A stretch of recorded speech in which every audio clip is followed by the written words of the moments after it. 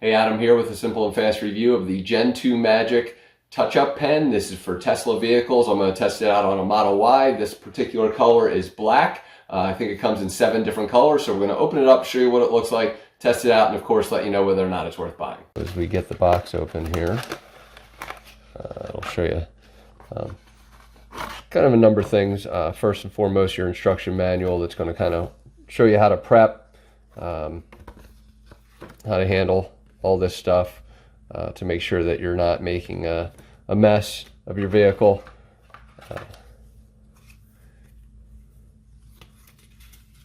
Some really soft sandpaper here, some gloves, some masking tape, kind of a pad to kind of blend in, and then you'll have 2 pens.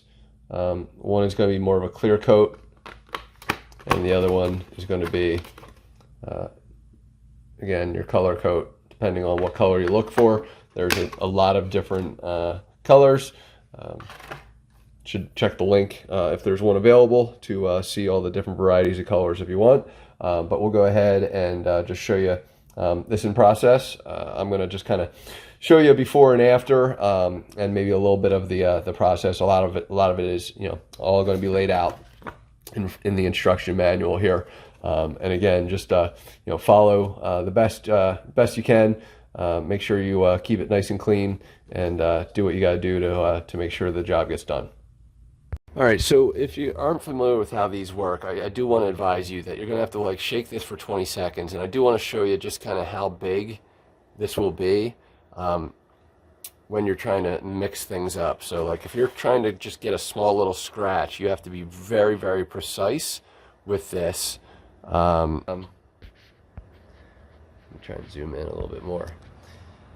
This is going to have a lot of paint area, so you have to be really, really careful. So that's the key here.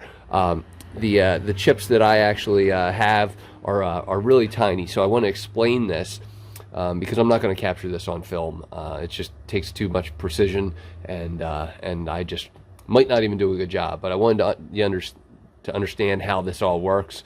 Again, it's not for small little chips. It's more for bigger kind of chunks, if you will, that will use this, and then we'll clean it up and then do the clear coat on top of it. So hopefully this gives you an idea of what what you're working with.